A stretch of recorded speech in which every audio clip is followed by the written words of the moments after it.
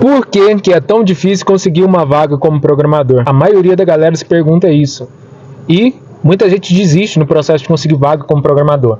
Porque existe um certo grau de dificuldade na hora de você conseguir a primeira vaga. Existem alguns passos que você tem que estar por dentro e que pode te dar um pouco de vantagem. Mas antes de tudo, eu quero explicar um pouco da minha história, do que eu fiz e contextualizar para você entender o porquê que existe essa dificuldade na hora de conseguir a primeira vaga como programador. E só dando uma pausa aqui, não esquece de curtir esse vídeo, comentar, fala aí se você concorda com essa opinião ou não, compartilha, envia esse vídeo para mais pessoas, para a galera ficar mais atenta.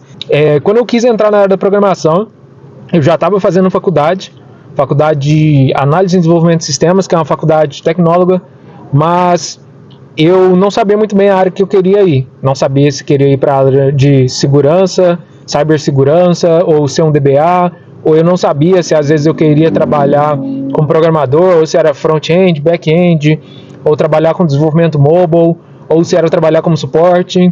Eu vi algumas áreas, eu dei uma pesquisada em algumas áreas, tinha algumas que faziam sentido, que eu gostei, tipo DBA e cibersegurança. No princípio eu não gostei de programação, foram essas duas que eu gostei, mas eu dei uma procurada e assim, nem achei muita coisa na internet, não achei muito conteúdo, não achei muito vídeo, mas eu achei bastante coisa sobre programação e sobre suporte. Suporte eu entendi que eu não queria ser, então eu fui pro lado da programação. E programação é a área que eu tinha mais dificuldade, porque eu não entendia muito bem de código e tudo mais. Mas aí eu comecei a aprender programação, comecei a estudar, comecei a me dedicar no estudo da programação, comecei a aprender, aprendi na faculdade, aprendi Portugal, aprendi várias coisas, aprendi também sobre banco de dados, comecei a consumir conteúdo e assim, fui convencido, de certa forma, a seguir pelo esse trajeto da programação. Mas tinha essa dificuldade de conseguir a primeira vaga. Eu não sabia muito bem como me posicionar ou como me candidatar, o que as empresas estavam procurando. Era muita palavra diferente, muita tecnologia para aprender. Eu simplesmente ia me candidatando. Fiz um currículo do jeito que eu achei que era e comecei a mandar. Assim, graças a Deus eu consegui essa primeira vaga. Depois de alguns meses, acho que 3 ou 4 meses me candidatando. Eu lembro de ter um dia de eu ficar praticamente 6 horas só no computador, 6 ou 8, não sei, foi um tempão, só me candidatando para a vaga. E eu não fazia muito filtro, se era front, se era back, se era presencial, se era remoto, se era home office. Eu não tinha esse filtro não, me candidatava para tudo. Mas aí beleza, então, isso há uns anos atrás, tá? Então já há alguns anos atrás foi difícil. Imagina agora que a concorrência aumentou, né? Que o pessoal tá falando mais sobre programação, tem mais conteúdo gratuito disponível aí. Então a concorrência aumentou muito mais para quem quer entrar na programação. E a situação é o seguinte, como tem muita gente querendo entrar na área da programação, eu até já falei em alguns outros vídeos, o poder está na mão das empresas, na mão dos recrutadores. Então existem muitos candidatos, existem vários candidatos, principalmente ali na base da pirâmide, né, que é o pessoal que está querendo entrar, está atrás da primeira vaga. Tem muitos candidatos, tem muita gente, então a empresa fica com poder na mão, os recrutadores ficam com poder na mão para selecionar e filtrar aqueles candidatos que eles acham que faz mais sentido ou que tem mais competência para aquela vaga. Porque afinal, eles têm muita gente para escolher. Eles tendo muita gente para escolher, o filtro vai ser mais fino ali, né? O processo seletivo vai ser mais complicado, eles vão colocar mais etapas. Antigamente, vaga para júnior, vaga para estágio, às vezes nem processo seletivo tinha. A pessoa simplesmente se candidatava, falava com o responsável da área lá, com o pessoal do RH, às vezes com algum responsável técnico, coceira no nariz, e acabou. Era só isso. Conversava com o pessoal do RH, um responsável técnico, falava disponibilidade de início, fazia exame admissional e tchau, eu tô dentro. Hoje em dia tem vagas para júnior pedindo teste técnico, fala com o RH, fala com o CEO, fala com um monte de gente. E por que eles fazem isso? Porque eles tentam extrair no meio daquele monte de candidatos algum que tenha o fit mais completo possível em cima da remuneração que eles oferecem. Tem empresas que oferecem remunerações pequenas e querem megas funcionários.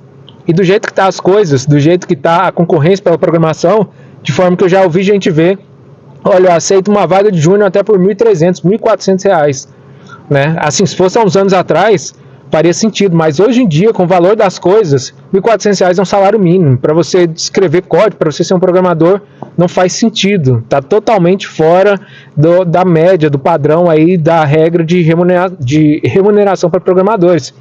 Mas se você perguntar para a maioria da galera, a maioria faria de tudo para uma vaga que paga R$1.400 para um programador, simplesmente para ele ganhar experiência. Tamanho da concorrência. E as empresas aproveitam disso e jogam processos seletivos mega burocráticos, demorados, para assim trazer a melhor pessoa possível. Eu não sou muito a favor disso, tá? Só falando brevemente, não sou muito a favor disso, porque provavelmente essa pessoa vai entrar nessa vaga que paga muito pouco e rapidinho ela vai pular fora, porque ela vai entrar nessa vaga que paga pouco, a empresa pode até ganhar por um tempo com esse funcionário, porque ele é muito capacitado para uma vaga que paga menos do que ele merece ganhar, e rapidinho ele vai pular fora. Mas esse assunto para um outro vídeo, um outro momento, a gente pode falar também sobre isso, se você tiver interesse. Beleza, sabendo de tudo isso, o que você pode fazer para se destacar? Tem algumas coisas que você pode fazer. Vamos lá. A maioria das pessoas fazem cursos para entrar na área da programação. E esses cursos exigem alguns testes ou passam alguns projetos para as pessoas fazer. Então, se você for no GitHub da galera, a maioria são projetos de curso. Sendo assim, como a maioria faz os mesmos cursos, os projetos são iguais. Então, não existe muito projeto diferente, não existe muito projeto de autoria própria. Ou quando é um projeto de autoria própria, é um projeto meia boca, porque a pessoa está iniciando, né, está aprendendo. Então você tem que ter projetos ali que chamem a atenção e que resolvam problemas do mundo real. Independente da área que você vai fazer, seja no front, no back, como full stack ou como mobile, você tem que ter projetos que resolvam problemas do mundo real. Resolvam um problema da sua mãe, do seu pai, do seu irmão, seja uma landing page, um site, um aplicativo, enfim, que vai resolver algum problema. Isso já chama atenção. Então o seu GitHub é a maneira que você tem de provar as experiências ou conhecimento que você diz ter em determinada linguagem. Porque vamos pensar, a empresa não te conhece e você não tem experiência como programador. Como é que ela vai poder confiar mesmo que você realmente sabe programação ou sabe essas linguagens de programação, esse conhecimento técnico todo aí, se não for através de seus projetos no GitHub? Não é porque está escrito no seu currículo, não é porque está no seu LinkedIn.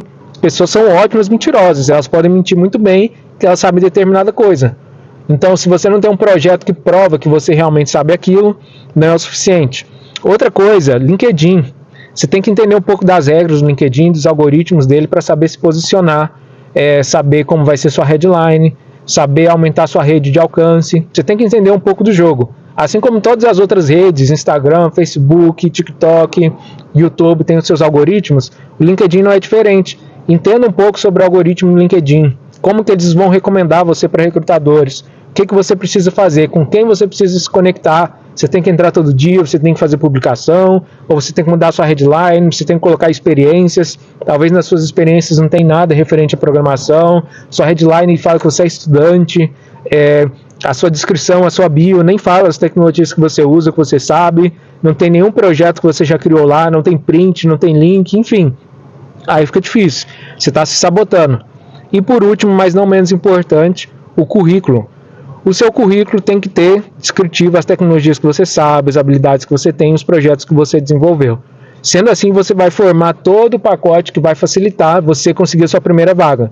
Não quer dizer que com isso que vai ser mais fácil, mas vai te dar vantagem referente às outras pessoas. Porque às vezes alguns aplicam só um passo desse ou dois, mas não aplicam todos. Você tem que aplicar todos e, acima de tudo, ser constante.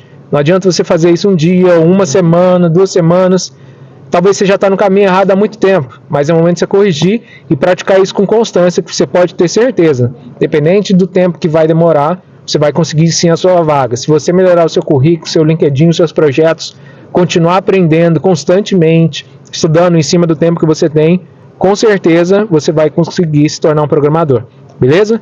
Então, se você curtiu esse vídeo, deixa o seu like, comenta, compartilha. Não esquece de se inscrever aí para dar essa força para a gente continuar produzindo conteúdo de qualidade para vocês.